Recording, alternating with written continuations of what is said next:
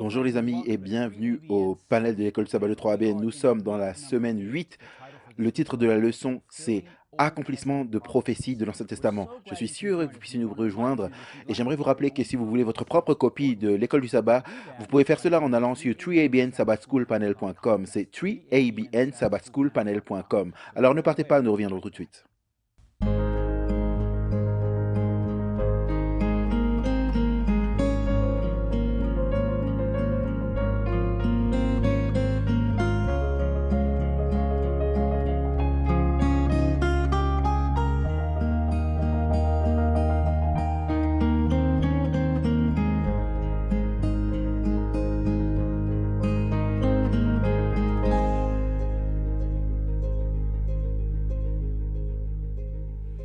Les amis, bienvenue, nous sommes de retour sur le panel de l'école du sabbat de 3ABN. Nous étudions l'évangile de Jean, nous examinons les thèmes de l'évangile de Jean.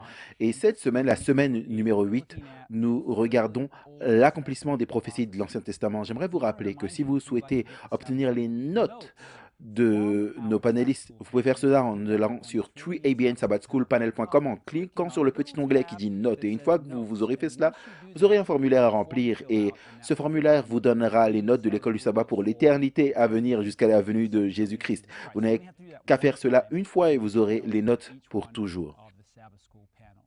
Donc, avant de commencer, permettez-moi de vous présenter votre famille sur le panel de l'école du sabbat. À ma gauche, c'est ma sœur en Christ, Jill Morricone. Merci beaucoup, pasteur James. Lundi, nous regardons les Écritures comme source d'autorité. Amen. Et à ta gauche, c'est le professeur Daniel Perrine. Merci. J'ai mardi les prophéties de l'Ancien Testament au sujet de Jésus, première partie. Et ensuite, nous avons le pasteur John Denzi. C'est une bénédiction d'être ici. J'ai la leçon de mercredi, les prophéties de l'Ancien Testament au sujet de Jésus. Et finalement, à la toute fin, c'est le pasteur Ryan Day. J'ai la leçon de jeudi, vous êtes d'en bas. Donc, ça remplit notre panel d'école du sabbat. Avant de commencer notre leçon, j'aimerais que nous puissions prier. Pasteur Ryan, tu veux bien prier pour nous? Absolument. Père, nous demandons que tu nous guides pendant ce moment, alors que nous ouvrons ta parole, alors que nous étudions ces prophéties de l'Ancien Testament, alors que nous soulignons encore plus clairement qui est Jésus. Je prie que chacun d'entre nous soit attiré à lui, que nous puissions entendre ce que mon Saint-Esprit a à dire à ce moment. Au nom de Jésus, Amen. Amen. Merci, Ariane. Nous allons commencer avec le sabbat après-midi et nous voulons simplement regarder un des textes pour cette semaine, Jean 5,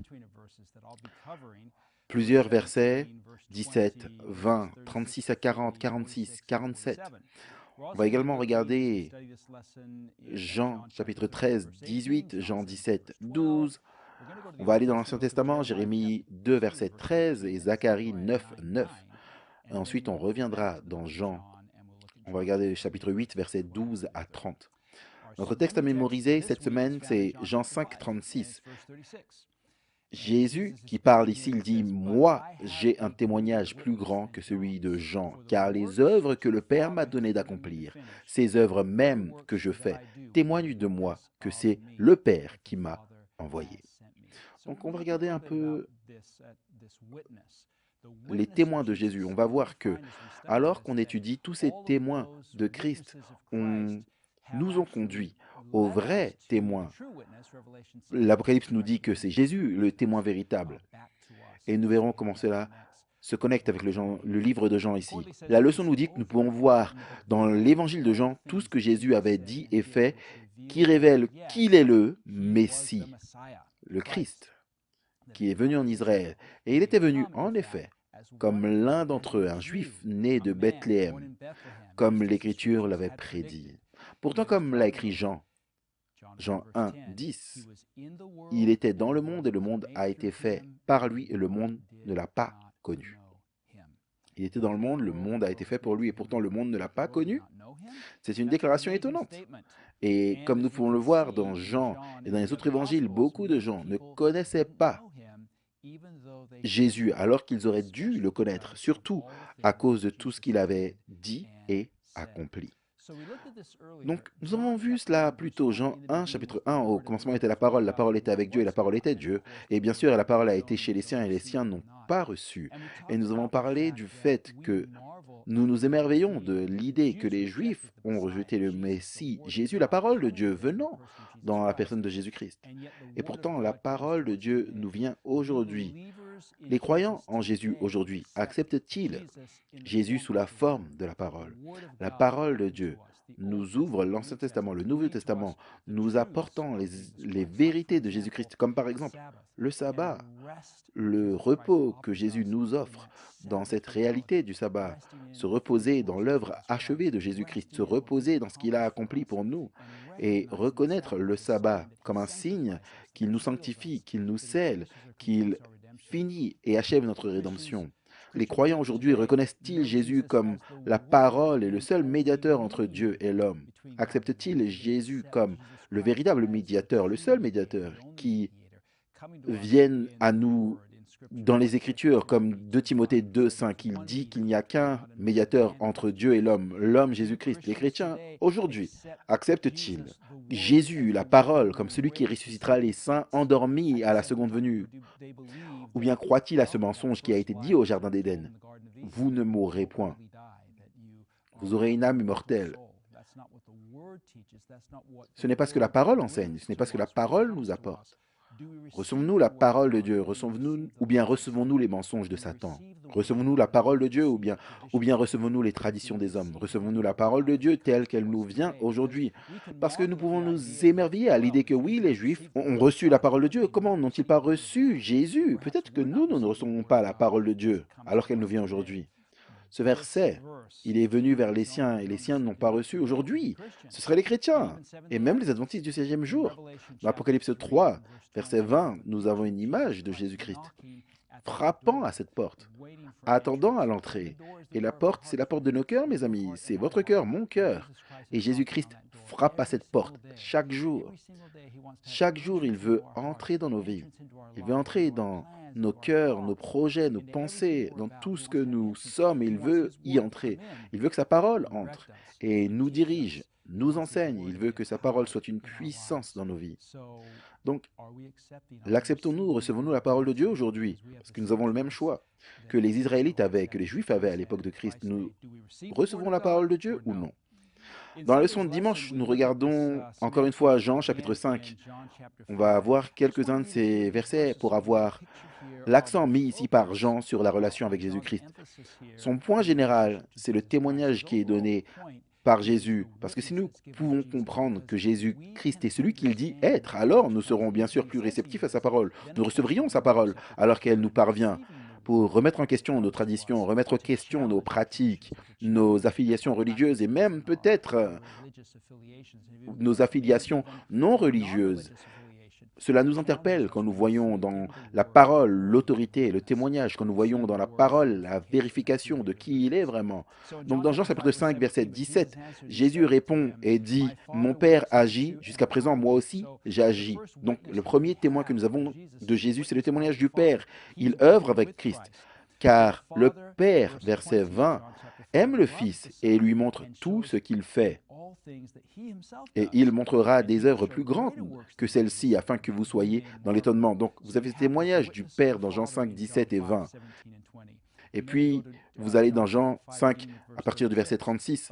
Moi, j'ai un témoignage plus grand que celui de Jean. Donc, ici, dans ce verset, on a le témoignage du Père, le témoignage de Jean-Baptiste, et il y a un témoignage plus grand que celui de Jean, car les œuvres que le Père m'a donné d'accomplir, ces œuvres même que je fais témoignent de moi, que c'est le Père qui m'a envoyé. Et le Père qui m'a envoyé a rendu lui-même témoignage de moi. Vous n'avez jamais entendu sa voix, vous n'avez jamais vu sa face. Et sa parole ne demeure point en vous, car vous ne croyez pas à celui qu'il a envoyé. Donc, remarquez ici le lien ici par Jésus-Christ, encore une fois, entre le Père et la parole. La parole de Dieu, c'est la manifestation du témoignage du Père et du témoignage du Fils. La parole de Dieu est si importante et c'est pourquoi, bien sûr, Satan attaque cette parole depuis tant de siècles. Il cherche à saper la parole de Dieu, de sorte que nous perdions confiance dans la parole de Dieu. Parfois, nous opposons l'Ancien Testament au Nouveau Testament. Parfois, nous ne sommes que des croyants du Nouveau Testament ou bien des croyants de l'Ancien Testament, où il y a certaines parties de la parole de Dieu que nous acceptons comme inspirées, d'autres parties, oh non, ça c'était l'opinion de Paul. ou des idées qui n'ont pas vraiment d'application pour nous aujourd'hui parce qu'elles parlaient d'une certaine époque et d'une culture, mais nous devons reconnaître que toute écriture est inspirée de Dieu. Tout est profitable pour la réprimande, la correction, l'instruction pour notre vie. C'est, comme le dit Jean, vers la toute fin de sa vie, c'est la manifestation de Jésus-Christ lui-même. C'est la manifestation de Dieu lui-même. La leçon nous dit que Jésus a utilisé les signes pour montrer sa relation étroite avec le Père. Les deux ne faisaient qu'un. Les œuvres montraient que le Père est en moi et que je suis dans le Père. Jean 10, 38. Le but de la venue de Jésus était d'accomplir les œuvres de celui qui l'a envoyé, afin que ces œuvres soient manifestées au monde. C'est-à-dire, il était venu faire l'œuvre pour laquelle le Père l'avait envoyé, et les œuvres qu'il avait faites témoignent clairement qu'il venait du Père. Toutefois, comme nous l'avons déjà vu, malgré les signes puissants et les témoignages de nombreuses personnes, les gens avaient choisi de ne pas croire. Parfois, je me pose des questions, je me dis, mais tous ces signes, tous ces miracles, toutes ces merveilles qu'il a faites, et les gens ont choisi de ne pas croire. Mais comment peuvent-ils choisir de ne pas croire? Je suis sûr que si je vivais à cette époque, si moi je voyais ces signes, waouh, je me dirais, mais ouais, assurément. Mais pourtant, il y a un plus grand témoignage aujourd'hui. Dans un sens, nous avons un plus grand témoignage aujourd'hui parce que nous avons quelque chose qu'ils n'ont jamais eu, et c'est l'accomplissement réel des paroles de Christ. Il y a eu beaucoup de paroles que Christ a partagées avec ses disciples, qu'ils ne comprenaient pas et ne pouvaient pas comprendre. C'était presque impossible pour eux de comprendre en fait. Vous savez, plusieurs fois, il parlait à ses disciples de sa disparition. Il leur disait qu'il allait aller au calvaire, qu'il allait aller à Jérusalem, qu'il allait être crucifié. Et ça leur passait au-dessus de la tête, comme s'ils ne comprenaient pas. Et nous pensons aujourd'hui, on se dit, mais comment est-ce que c'est possible? Et bien sûr, nous sommes assis de l'autre côté de la crucifixion. Nous avons les preuves que ce qu'il a dit était vrai. Eux n'avaient rien du tout. Dans leur tête, tout ce que le Messie était censé faire n'avait rien à voir avec aller à la croix et être crucifié. Et donc l'enseignement de leur époque était complètement opposé à ce qu'on leur disait. Et combien d'entre nous sont dans le même dilemme aujourd'hui? Combien d'entre nous croient à des choses sur la parole de Dieu, sur la prophétie, qui n'ont vraiment rien à voir avec ce que le royaume de Dieu est? Et combien d'entre nous ont du mal à y renoncer, même lorsque la parole claire de la parole de Dieu, la vérité de la parole de Dieu nous parvient? Nous avons du mal à la recevoir. Et encore une fois, lorsque nous refusons de recevoir la parole de Dieu, nous refusons de recevoir le Christ lui-même. La leçon nous dit, les chefs religieux demandèrent à Jésus, jusque à quand tiendras-tu notre esprit en suspens? Si tu es le Christ, dis-le franchement. Jésus leur répondit, je vous l'ai dit et vous ne croyez pas. Et les œuvres que je fais au nom du Père rendent témoignage de moi. J'aime ça parce que Jésus-Christ refuse de dire quoi que ce soit pour confirmer. Rappelez-vous, il s'identifie comme le Messie au puits, cette femme samaritaine. Il ne le fera pas avec les dirigeants, mais il leur donnera des preuves. Et puis, il y a cette étape de foi que chacun d'entre nous doit franchir. Les chefs religieux devaient la franchir. Si Jésus sortait et disait « Je suis le Messie », les chefs religieux chercheraient tout ce qu'ils pourraient trouver contre lui et le lui auraient jeté, sachant que Jésus a plutôt souligné l'œuvre qu'il avait faite. Si Jésus avait dit qu'il était le Christ, ils auraient facilement cherché à le nier. Mais comment pouvaient-ils nier les signes, les œuvres, les merveilles? C'étaient des témoignages puissants de qui il était et d'où il venait. Et aujourd'hui, nous n'avons pas les signes et les prodiges et les miracles de Christ. Nous les avons écrits, mais nous ne les avons pas manifestés dans sa vie ici parmi nous. Mais nous avons sa parole. Et la parole de Dieu est puissante. Laissez-moi la parole de Dieu entrer et recevez la parole de Dieu. Ouvrez la porte au Christ qui frappe et vous réaliserez qu'il est réellement le Messie et le Sauveur. Amen. Merci beaucoup, Pasteur James. C'est une transition parfaite vers ma leçon. Lundi, les Écritures comme source d'autorité. Nous regardons la parole de Dieu. Je suis Jill Moriconi et le Pasteur James vient de poser le fondement que nous avons dans Jean 5. Ce quadruple témoignage, on pourrait dire, le témoignage de qui Christ était, est et sera.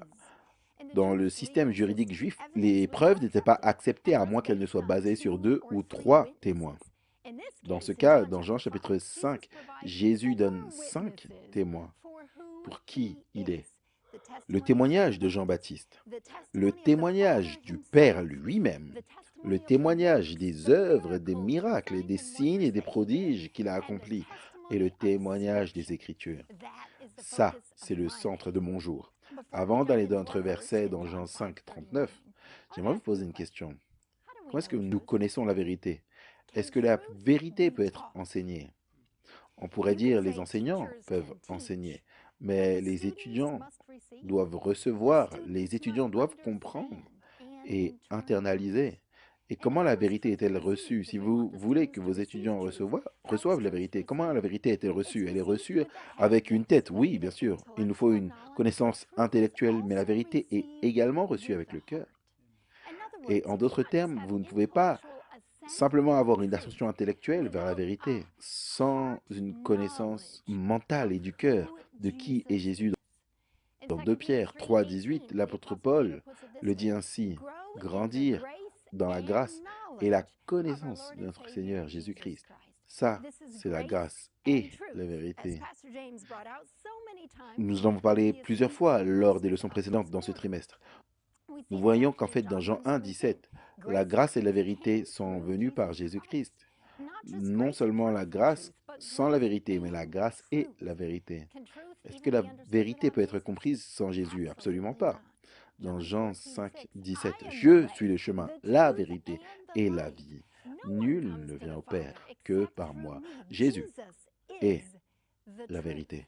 J'aime ça. Donc, avec ce contexte, et sachant aussi qu'au commencement était la parole, et la parole était avec Dieu, et la parole était Dieu.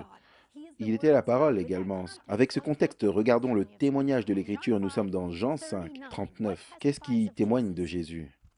Vous sondez les Écritures, car en elles, vous pensez avoir la vie éternelle. Et ce sont elles qui rendent témoignage de moi. L'Écriture témoigne de Jésus. Ça, c'est le 4e témoin dans Jean chapitre 5. Les Écritures témoignent de Jésus. Maintenant, dans ce cas, ce serait seulement l'Ancien Testament. On parle des textes de l'Ancien Testament parce que c'est ce qui était présent à l'époque de Jésus. Bien sûr, nous savons que le Nouveau Testament témoigne clairement de Jésus également, mais continuez à lire, verset 40. Et vous ne voulez pas venir à moi. Pour avoir la vie, en d'autres termes, l'Écriture nous dit que c'est en témoignant que la vie est donnée, mais il leur faut l'accepter. Les dirigeants juifs ont étudié les Écritures et ils n'ont pas reconnu Jésus. Comme le pasteur James l'a fait remarquer, ils auraient de fausses attentes. Ne pensaient-ils pas que le Messie allait venir comme un roi qui devait conquérir les Romains? Et ils ne comprenaient pas le serviteur souffrant. Est-ce qu'il y avait de la jalousie impliquée? Probablement. Jésus était extrêmement populaire et les dirigeants juifs avaient un problème avec cela. Est-ce qu'il y avait de la fierté impliquée? Probablement. Il est dit dans ce verset, vous ne vouliez pas venir à moi. Si le cœur n'est pas disposé, la croyance n'est pas possible. Peu importe à quel point les preuves sont fortes. Donc quand nous étudions la parole de Dieu, on se dit c'est clair, c'est les Écritures qui sont extrêmement claires. Mais le cœur doit être disposé pour accepter et recevoir cette vérité. Allons quelques versets plus bas, on est dans Jean 5, 46. Car si vous croyez Moïse, vous me croiriez aussi, parce qu'il a écrit de moi. Mais si vous ne croyez pas à ses écrits, comment croirez-vous à mes paroles?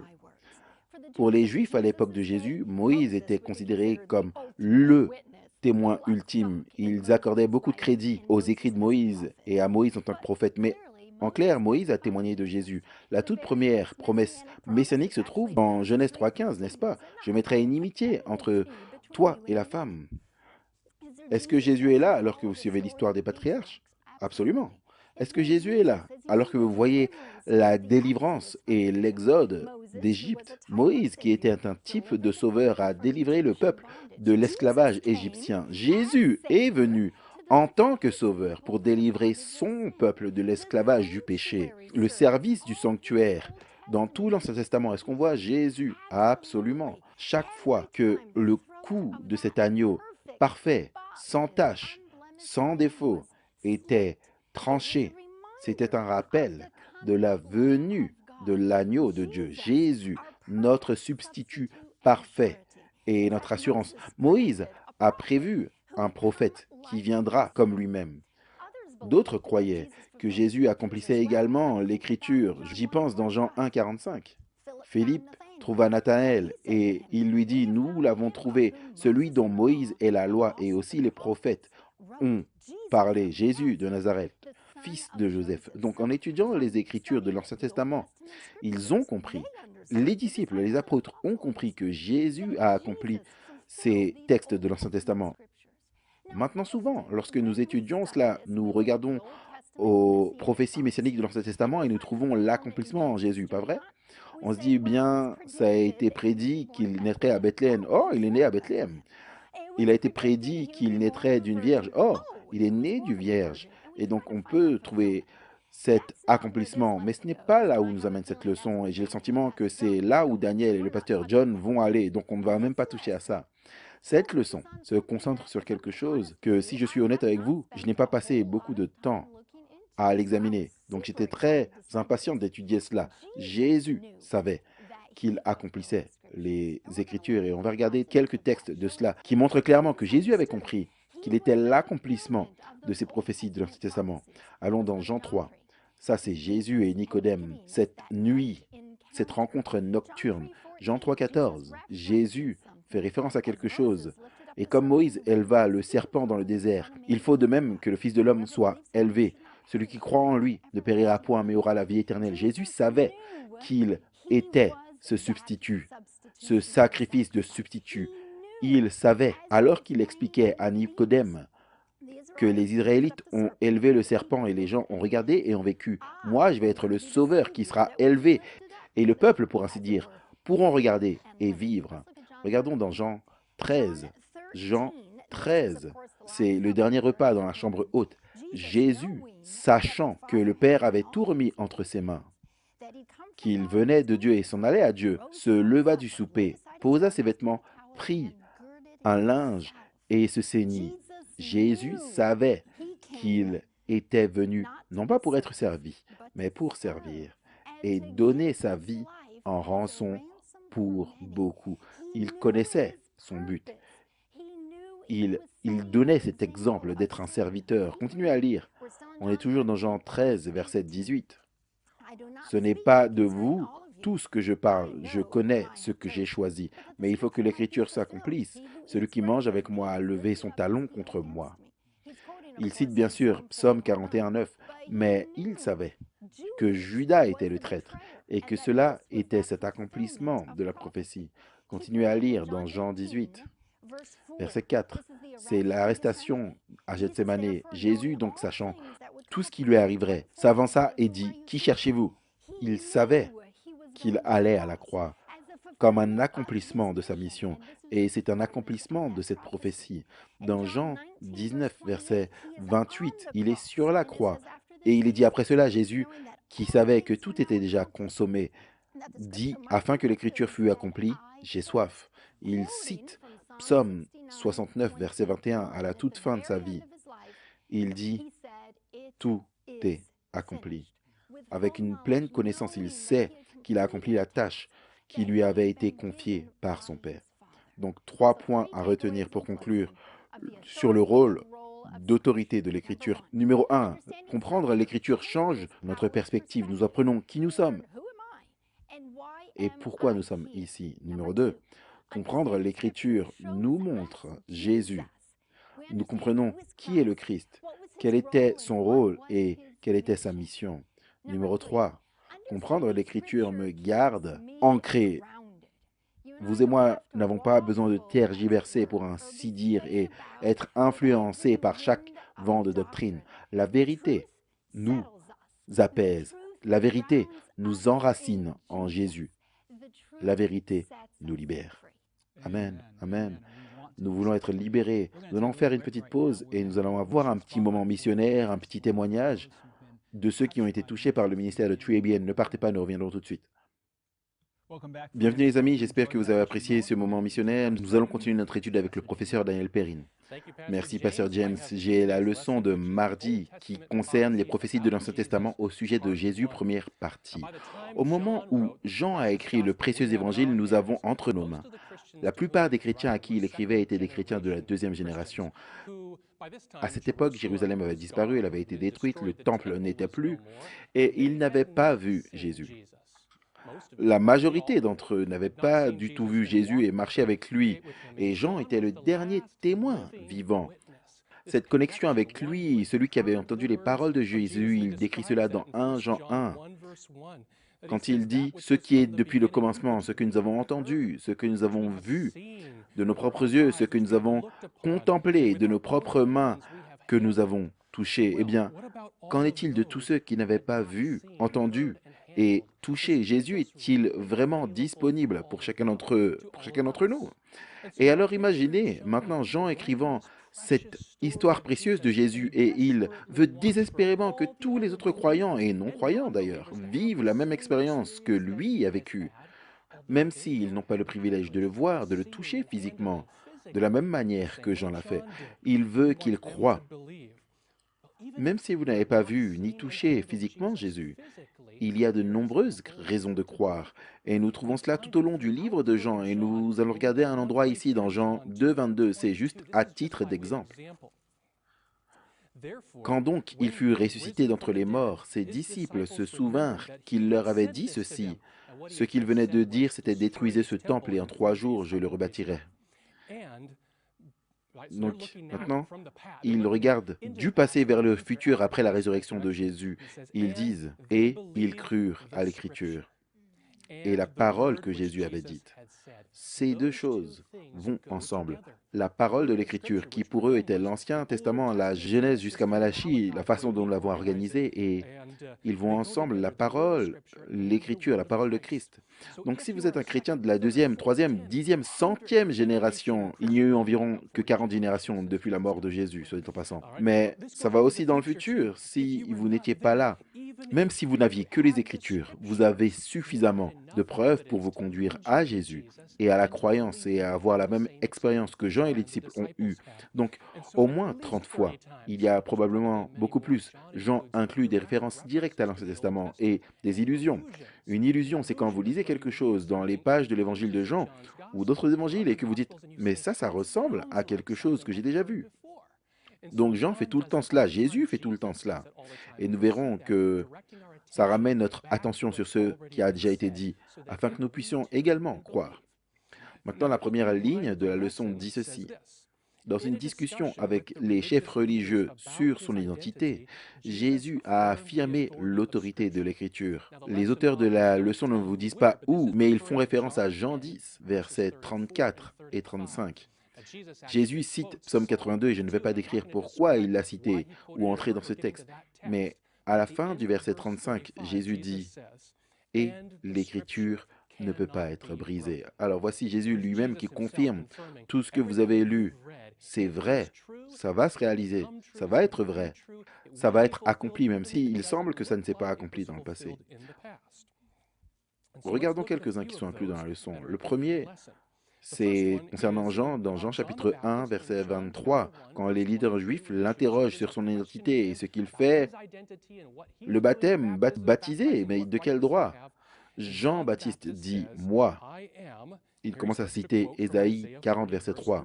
« Je suis la voix de celui qui crie dans le désert. Aplanissez le chemin du Seigneur, comme a dit Ésaïe le prophète. » Ici, Jean-Baptiste cite de mémoire, ce qui vous permet de savoir qu'il avait une connaissance des Écritures.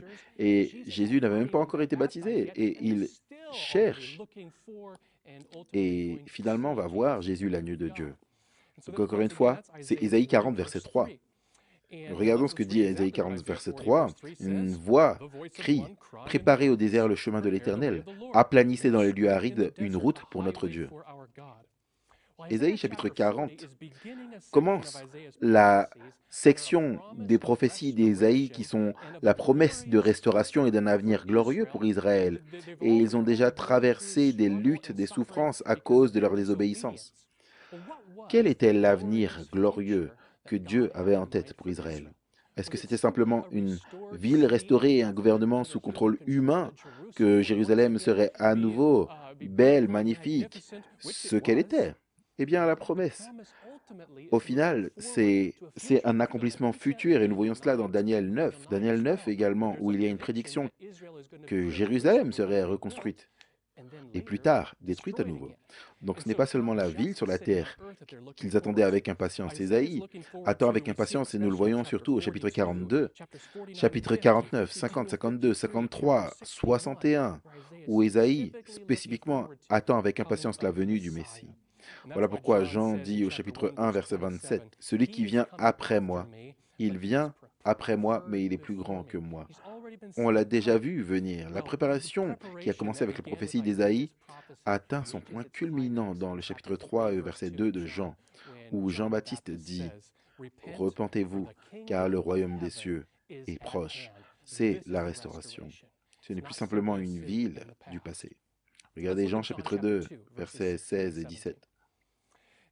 Jésus dit aux vendeurs de pigeons, ôtez cela d'ici, ne faites pas de la maison de mon Père une maison de trafic. Et ça, c'est la citation ici.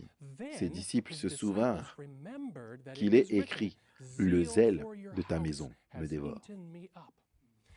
Ça, ce n'est pas quelque chose que Jésus a souligné ici, mais alors qu'ils regardent à Jésus en observant ce qu'il fait, leur esprit se tourne vers les manuscrits qu'ils ont étudiés et quand ils savent les Écritures, ils réalisent que ces manuscrits que nous connaissions, ils ne parlaient pas seulement d'événements du passé, ils parlent en réalité de ce qui se passe ici même.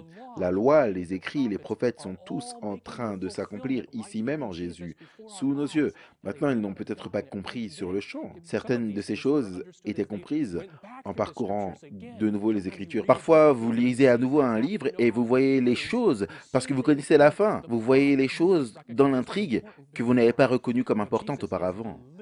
Eh bien, Jésus est la parole vivante, la parole qui prend vie. Les disciples regardent en arrière au psaume 69, verset 9. Lisons ce texte. Car le zèle de ta maison me dévore, et les outrages de ceux qui t'insultent tombent sur moi. C'est le cas pour Jésus. Les reproches que les gens faisaient à Dieu et aux autres lui ont été adressés. Tout au long de ce psaume, on trouve cela dans de nombreux psaumes. On va lire le verset 3 et 4 et ensuite le verset 20 et 21. On voit la vie de Jésus vécue en avance.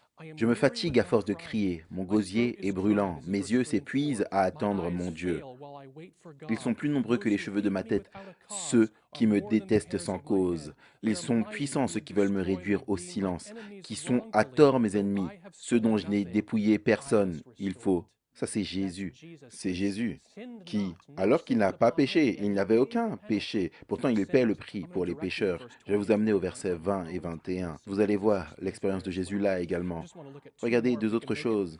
Jean 7, verset 38.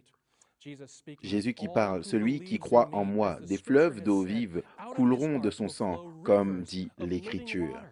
Jésus ne cite aucun endroit spécifique dans l'Ancien Testament, mais nos yeux se tournent vers de nombreux endroits, comme Ésaïe 58, verset 11. L'Éternel te conduira continuellement, il te rassasiera dans les lieux arides, comme un jardin arrosé, comme une source dont les eaux ne se trompent jamais. Jérémie 2,13. Car mon peuple a fait un double mal. Ils m'ont abandonné, moi qui suis la source d'eau vive. L'eau vive coule, elle emporte. Ce qui est sale, elle apporte. Ce qui est frais et restaure, apporte la vie. Des choses poussent de l'eau, du sol qui est arrosé par l'eau vive. Zacharie 13, verset 1. En ce jour-là, il y aura une source ouverte à la maison de David pour le péché et la souillure. Regardons-en un de plus, parce que les détails spécifiques de la vie de Jésus sont également partagés en avance. Et en voici un au chapitre 19, verset 36.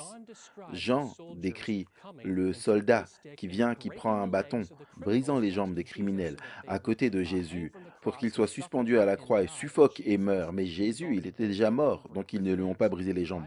Pourquoi Jean inclurait-il ce détail horrible? Était-ce nécessaire? Eh bien, ses jambes ne furent pas brisées. Chapitre 19, verset 36 nous dit, « Car ces choses ont été faites afin que l'Écriture soit accomplie. Aucun de ces os ne sera brisé. » Mais Jean ne nous dit même pas où dans l'Écriture cela se trouve. Nous devons revenir en arrière et le retrouver, et c'est le défi pour vous, alors que vous lisez les évangiles, jour après jour, je vous mets au défi de lire l'évangile, un peu de l'Ancien Testament tous les jours, et vous allez trouver les liens ici. On trouve cela dans Nombre 9, verset 12, concernant l'agneau pascal. Ils n'en laisseront rien jusqu'au matin et ne briseront pas un de ses os. Jésus est l'agneau pascal. Ils n'ont pas inventé cela, Dieu avait prévu cela depuis le début. Amen. Amen. Loué soit le Seigneur. Eh bien, la partie de mercredi, la leçon continue, les prophéties de l'Ancien Testament au sujet de Jésus, partie 2. Moi, c'est John Denze et nous allons regarder à quelques prophéties de l'Ancien Testament. J'aimerais attirer votre attention vers Jean chapitre 5. Et Jean chapitre 5, Jésus parle aux dirigeants des Juifs. Et dans Jean chapitre 5, verset 39, Il fait cette déclaration. Vous sondez les Écritures, parce que vous pensez avoir en elles la vie éternelle. Ce sont elles qui rendent témoignage de moi. Donc Jésus lui-même dit que les prophéties de l'Ancien Testament, il parle spécifiquement de ce qu'on appelle l'Ancien Testament, témoignent de lui. On estime que c'est autour de 300 prophéties que Jésus a accomplies dans sa vie et dans sa mort et sa résurrection. Donc, ça dépend d'où est-ce que vous prenez votre information, mais c'est à peu près ça. Ça fait beaucoup. C'est vraiment stupéfiant de regarder ces prophéties et qu'elles s'accompliraient toutes dans la vie d'une seule personne. Et quand vous regardez à ces prophéties de l'Ancien Testament, vous voyez des choses et vous vous dites, waouh, si quelqu'un regarde vraiment ces prophéties et dit, waouh, j'aimerais que ça soit moi, et essaie de réaliser ces prophéties, ils ne pourront jamais parce que certaines choses seront indépendantes de la personne, des choses qui se produiraient. Donc on va jeter un œil à certaines d'entre elles. Mais s'il vous plaît, comprenez que, vous savez, Jésus a dit, le temps viendra où les gens viendront en mon nom disant, je suis le Christ. Et même avant que Jésus n'entre en scène, à l'époque où il est né, certains affirmaient être le Messie, mais toutes ces prophéties, Jésus dit, elles témoignent de moi. Donc, ils pouvaient regarder la vie de Jésus, ils pouvaient même entendre ses paroles et les choses qui lui sont arrivées et dire, waouh, celui-là, cet homme est le Messie. Alors, jetons un coup d'œil à certaines d'entre elles alors que nous continuons. Maintenant, de la leçon, nous avons ces mots. Il ne fait aucun doute que la naissance, la vie et la mort de Christ avaient été prédites par l'Ancien Testament, preuve éclatante de son identité en tant que Messie attendu. Jean se réfère à ces textes de l'Ancien Testament à maintes reprises pour faire valoir ce point précis sur l'identité de Jésus et aussi la raison pour laquelle nous devons croire en lui et accepter le salut qu'il offre. Donc la question dans la leçon, c'est que révèle chacun de ces passages suivants de l'évangile de Jean au sujet de Jésus en tant qu'accomplissement de la prophétie messianique? Il y a beaucoup de prophéties, même dans Matthieu, Marc et Luc. Il y a des textes qui disent que cela s'est accompli et même quand Jésus parle. Mais cette partie de la leçon se concentre uniquement sur Jean et les endroits où nous voyons des prophéties accomplies. La première, c'est dans Jean chapitre 12, verset 13. Il est dit, ils prirent des branches de palmier et allèrent devant lui et, en criant Hosanna, béni soit celui qui vient au nom du Seigneur, le roi d'Israël. Ça, bien sûr, c'est indépendant de Jésus. Il aurait pu tout faire concernant ce qui dépend de lui dans la prophétie, mais pour qu'il fasse les gens dire cela, c'est en dehors de lui-même. Regardez Psaume 118, verset 26. Béni soit celui qui vient au nom de l'Éternel. Nous vous bénissons de la maison de l'Éternel. Donc nous voyons, c'est de la façon dont c'est écrit dans l'Ancien Testament. Jean 12, versets 14 et 15. Jésus se trouva un ânon, s'assit dessus, selon ce qui est écrit, ne crains point, fille de Sion, voici ton roi vient assis sur le petit d'une ânesse. Zacharie 9, verset 9. Nous apporte cette prophétie de l'Ancien Testament. Sois transportée d'allégresse, fille de Sion. Pousse des cris de joie, fille de Jérusalem. Voici, ton roi vient à toi. Il est juste et victorieux. Il est humble et monté sur un âne, le petit d'une ânesse. Donc ça, c'est accompli dans la vie de Christ. Comme je l'ai dit, il y a des centaines de prophéties. C'est une quantité stupéfiante. La leçon souligne cet exemple de choses que les gens ont imaginées. Par exemple, remplir un stade de pièces de monnaie, mettre un point rose sur une des pièces de monnaie, et avec ces millions de pièces, on pourrait dire, vous dites à une personne aveugle, il y a une pièce avec un point rose, prends-en une. Et le pourcentage de chances que cette personne aveugle choisisse la bonne pièce, c'est un nombre stupéfiant. Qui sait quel mathématicien peut comprendre cela? Allons dans Jean chapitre 19, verset 37. Un autre texte nous dit, et ailleurs l'Écriture dit encore, Ils verront celui qu'ils ont percé. C'est l'accomplissement d'une prophétie qui se trouve dans Zacharie 12, verset 10. Regardons cela. Alors je répandrai sur la maison de David et sur les habitants de Jérusalem un esprit de grâce et de supplication.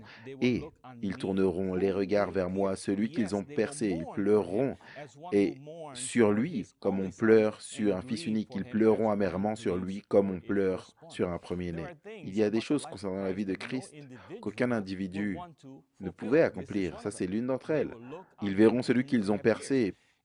Parce que vous voyez, on voit la vie de Jésus, on se dit, waouh, il y a de grandes foules qui le suivent, des multitudes, il est célèbre.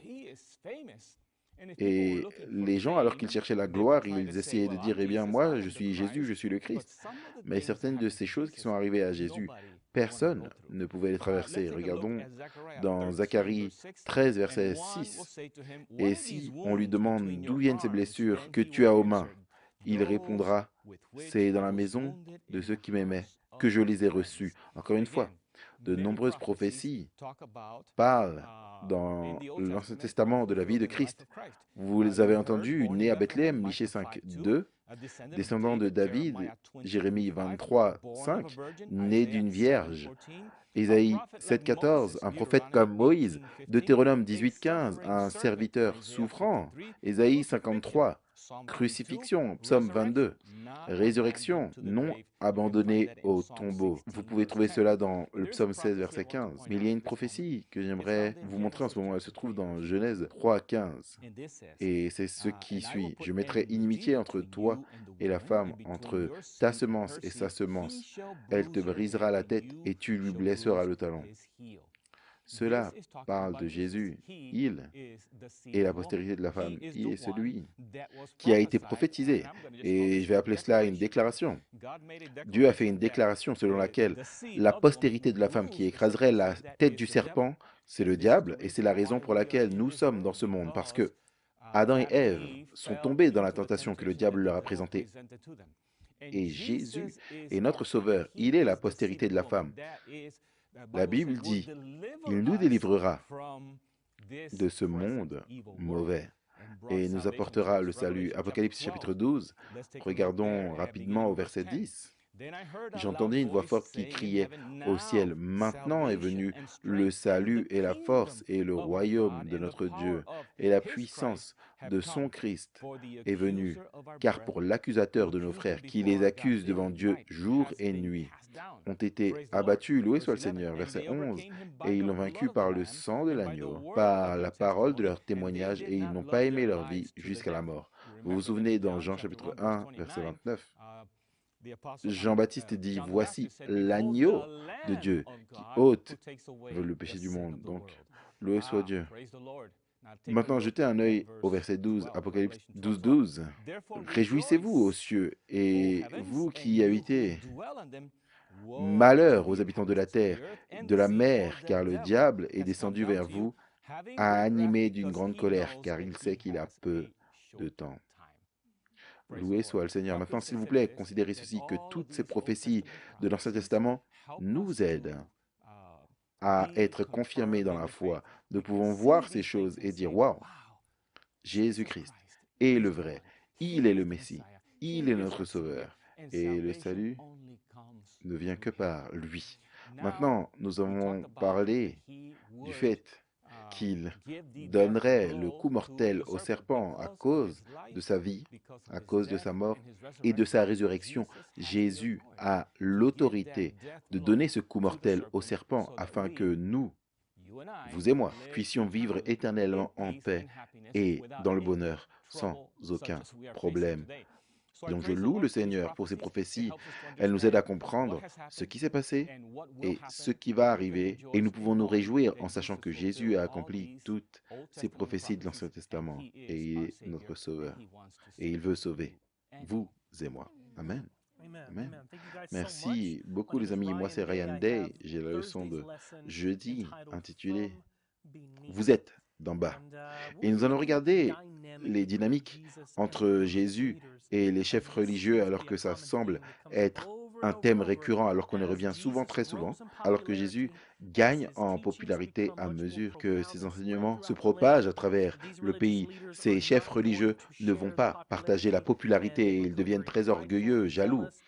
Et comme vous pouvez l'imaginer, et on le voit très clairement dans tous les évangiles, pas seulement dans l'évangile de Jean, il y a des conflits entre Christ et les chefs religieux, et surtout du côté des chefs religieux, parce qu'ils ne sont pas nécessairement, on va répéter ça plusieurs fois dans ce passage qu'on est sur le point de lire, ils ne se posent pas forcément de questions pour chercher à bien comprendre, ils cherchent à piéger, à essayer de l'attraper dans quelque chose pour qu'ils puissent l'éliminer au plus vite. Donc on va commencer dans Jean chapitre 8, on va lire les versets 12 à 30. La leçon nous demande d'examiner ce texte et de voir où pouvons-nous situer la déconnexion entre les chefs religieux et Jésus-Christ. Bien sûr, on va commencer au verset 12. Jésus fait cette déclaration audacieuse. Jésus leur parla de nouveau et dit, « Je suis la lumière du monde. Celui qui me suit ne marchera pas dans les ténèbres, mais il aura la lumière de la vie. » Verset 13, là-dessus, les pharisiens lui dirent, « Tu rends témoignage de toi-même? Ton témoignage n'est pas vrai. » Jésus leur répondit, « Quoique je rende témoignage de moi-même, mon témoignage est vrai, car je sais d'où je suis venu et où je vais. Mais vous, vous ne savez pas d'où je viens ni où je vais. Vous jugez selon la chair. Moi, je ne juge personne. Et si je juge, mon jugement est vrai, car je ne suis pas seul, mais le Père qui m'a envoyé est avec moi. Il est écrit dans votre loi que le témoignage de deux hommes est vrai. Je rends témoignage de moi-même, et le Père qui m'a envoyé rend témoignage de moi. » Ils lui dirent donc, « Où est ton Père? » Remarquez cette question, ils ne cherchent pas à comprendre. Ils disent, « Attends, attends, attends, explique-toi un petit peu là-dessus. Non, non, non, non. Où est ton Père? » Ils essayent de lui arracher des mots pour pouvoir le condamner. Jésus répond, « Vous ne connaissez ni moi, ni mon Père. Si vous me connaissiez, vous connaîtriez aussi mon Père. » Jésus répond en disant, « Vous avez eu beaucoup d'opportunités pour apprendre à me connaître. Et si vous preniez le temps d'apprendre à me connaître, vous connaîtriez mon Père. Et vous connaîtriez mon Père parce que vous m'avez connu. » Et bien sûr, le verset 20, Jésus dit ces paroles enseignant dans le temple, au lieu où était le trésor, et personne ne le saisit, parce que son heure n'était pas encore venue. Verset 21. Jésus dit encore, « Je m'en vais, et vous me chercherez, et vous mourrez dans vos péchés. Vous ne pouvez venir où je vais. » Sur quoi les Juifs dirent, « Se tuera-t-il lui-même, puisqu'il dit, vous ne pouvez venir où je vais ?» Et il leur dit, j'aimerais simplement faire une pause ici. Quand vous lisez certains de ces commentaires de Jésus, juste appuyez sur pause. Parfois, à première vue, on pourrait lire et se dire, moi-même, j'aurais des questions. Jésus ne parlait pas toujours aussi clairement, mais nous allons découvrir dans un instant pourquoi il n'a pas parlé aussi directement, parce que leur cœur était endurci, on va voir ça. Ils n'allaient pas être en mesure de percevoir ces paroles. Et on n'entend même pas de 1 Corinthiens chapitre 2 et verset 14, Paul nous précise que le langage que Jésus utilise est un langage spirituel et symbolique qui pourrait être compris si ces hommes étaient vraiment conduits par le Saint-Esprit. Comme il est dit ici dans 1 Corinthiens 2, 14, « Mais l'homme naturel ne reçoit pas les choses de l'Esprit de Dieu, car elles sont une folie pour lui, et il ne peut non plus les connaître, car elles sont spirituellement discernées. Si vous êtes conduits par l'Esprit, alors vous comprendrez. » Évidemment, ces hommes n'étaient pas conduits par l'Esprit. Voilà pourquoi ils avaient du mal à comprendre ce que Christ leur disait. Non pas parce que Dieu cachait les mystères du ciel ou qu'il en faisait un mystère exprès pour qu'ils ne puissent jamais savoir, mais parce que, comme nous allons le voir dans quelques instants, ils avaient endurci leur cœur. Allons au verset 23 ici dans Jean chapitre 8. Et il leur dit, « Vous êtes d'en bas, moi je suis d'en haut. Vous êtes de ce monde, moi je ne suis pas de ce monde. C'est pourquoi je vous ai dit que vous mourrez dans vos péchés. Car si vous ne croyez pas ce que je suis, vous mourrez dans vos péchés. » Qui es-tu? Lui dirent-ils. C'est comme ce mantra qui ne fait que revenir encore et encore. Jésus leur a répété encore et encore qui il était. le Fils de Dieu. Il l'a rendu très clair avec une abondance d'actions et d'enseignements, sa manifestation publique de signes et de miracles. Mais pourtant, ici, il lui pose la question fondamentale qu'ils ne comprennent pas du tout, parce qu'ils ne peuvent pas comprendre. Qui es-tu? Lui dirent-ils. Jésus leur répondit, ce que je vous ai dit dès le commencement. En d'autres termes, Jésus dit, les gars, je vous dis ça tout le temps, j'ai tout manifesté pour que vous puissiez voir. Vous n'avez pas enregistré, vous ne comprenez pas, parce que les choses spirituellement, c'est spirituellement qu'on les discerne. Verset 26, j'ai beaucoup de choses à dire de vous et à juger en vous, mais celui qui m'a envoyé est vrai, et ce que j'ai entendu de lui, je le dis au monde. Ils ne comprirent point, verset 27, ils ne comprirent point qu'il leur parlait du Père. Donc on pourrait se dire, mais pourquoi est-ce qu'ils n'ont pas compris? Pourquoi est-ce que Jésus a parlé d'une telle manière que eux ne pouvaient pas comprendre? Eh bien, ce n'est pas parce qu'ils ne pouvaient pas comprendre, si on va dans Matthieu 13, versets 13 et 14, ce à quoi j'ai fait référence plus tôt. Ils nous fournissent une réponse pour que nous puissions comprendre ce qui se passe dans l'esprit de ces pharisiens. Matthieu chapitre 13, versets 13 et 14. À nouveau, Jésus cite Ésaïe. Donc nous revenons aux prophètes de l'Ancien Testament et nous voyons l'accomplissement de cela dans les actions et dans les pensées et dans le cœur de ces chefs religieux. Il est dit ici dans Matthieu 13, versets 13 et 14, ainsi s'accomplit en eux la prophétie d'Ésaïe qui dit, vous entendez de vos oreilles et vous ne comprendrez point, et voyant vous verrez et vous ne discernerez point. Voici, pourquoi est-ce qu'ils ont les oreilles lourdes qui ne peuvent entendre, ou des yeux qui ne peuvent voir, ou des esprits qui ne peuvent percevoir? Voici ici au verset 15, car le cœur de ce peuple est appesanti. Ils entendent dur de leurs oreilles, ils ont fermé leurs yeux de peur qu'ils ne voient de leurs yeux. Regardez, c'est un choix délibéré de la part des chefs religieux, non parce que ce n'était pas clair pour voir qui était Christ.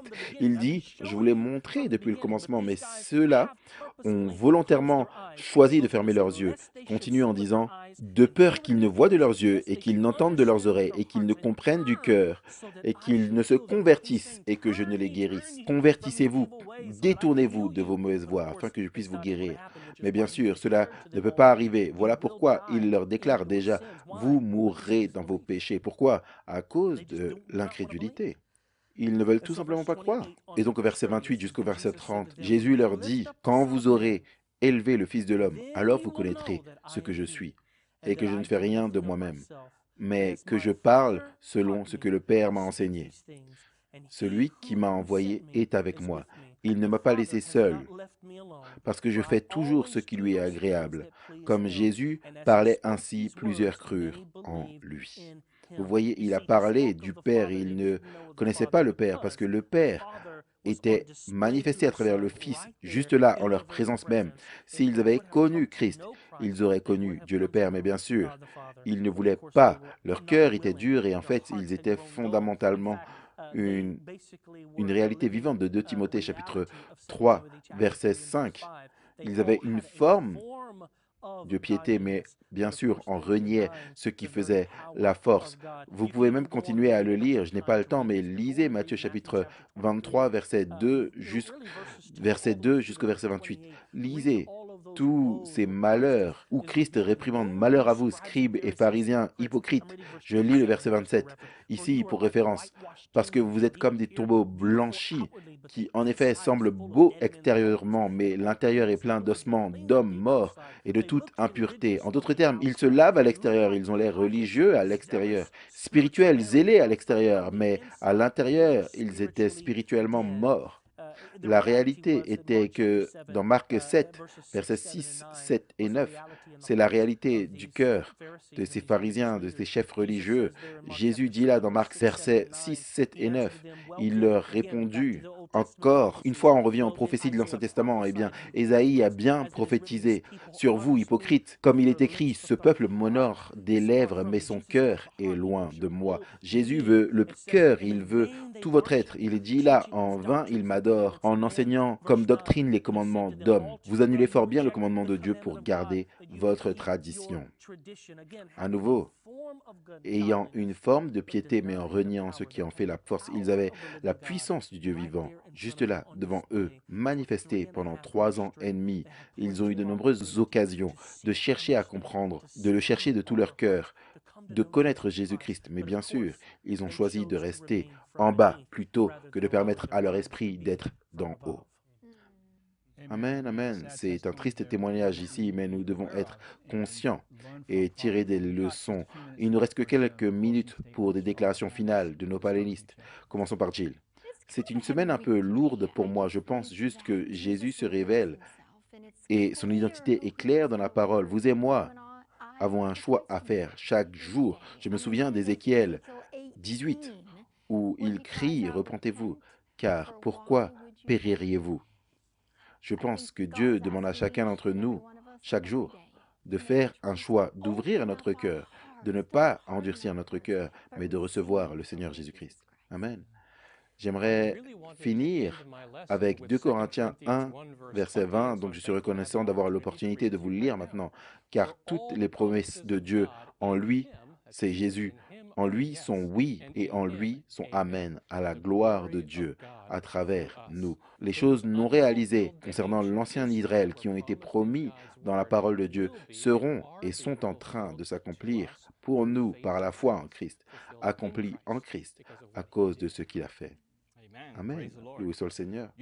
Vous savez, c'est vrai que nous devons exercer la foi pour croire en Dieu, mais nous avons de nombreuses preuves. Dieu veut que nous acceptions les preuves également.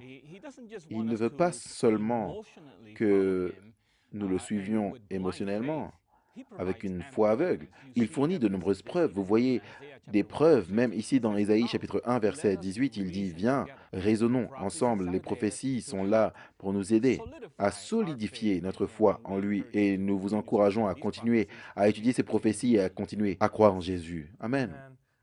Matthieu chapitre 23, verset 15, Jésus dit aux pharisiens, malheur à vous, scribes et pharisiens hypocrites, parce que vous parcourez la terre et la mer pour gagner un prosélyte, et quand il est gagné, vous en faites 2 fois plus un fils de la géhenne que vous-même. Notre témoignage compte, et j'aimerais simplement dire, ne vous contentez pas d'avoir une forme de piété, mais permettez à la puissance de Dieu d'en haut de vous sauver de cet état d'esprit négatif imperceptible d'en bas. Permettez à Dieu de vous transformer afin que vous puissiez vivre dans la réalité du Christ vivant à travers vous. Il y a tellement de témoignages dans la parole de Dieu.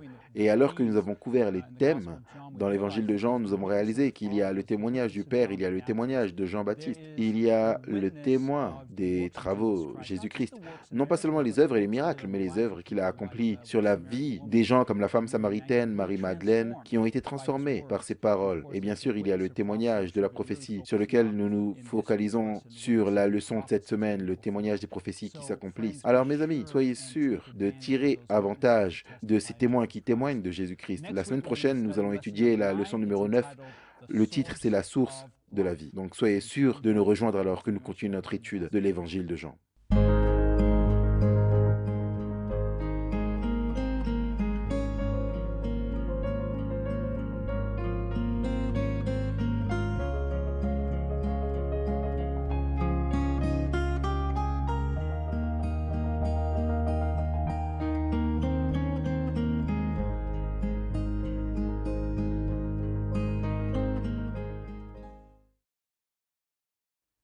Bonjour les amis et bienvenue au panel de l'école du sabbat de 3AB. Nous sommes dans la semaine 8. Le titre de la leçon, c'est « Accomplissement de prophétie de l'Ancien Testament ». Je suis sûr que vous puissiez nous rejoindre et j'aimerais vous rappeler que si vous voulez votre propre copie de l'école du sabbat, vous pouvez faire cela en allant sur 3abnsabbatschoolpanel.com. C'est 3abnsabbatschoolpanel.com. Alors ne partez pas, nous reviendrons tout de suite.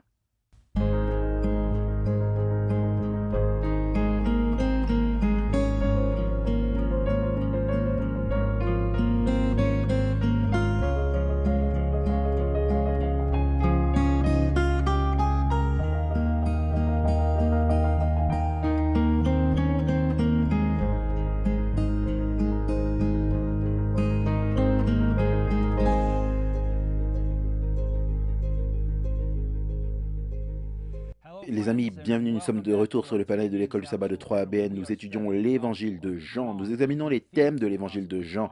Et cette semaine, la semaine numéro 8, nous regardons l'accomplissement des prophéties de l'Ancien Testament. J'aimerais vous rappeler que si vous souhaitez obtenir les notes de nos panélistes. Vous pouvez faire cela en allant sur 3abnsabbatschoolpanel.com en cliquant sur le petit onglet qui dit notes. Et une fois que vous aurez fait cela, vous aurez un formulaire à remplir. Et ce formulaire vous donnera les notes de l'école du sabbat pour l'éternité à venir jusqu'à la venue de Jésus-Christ. Vous n'avez qu'à faire cela une fois et vous aurez les notes pour toujours.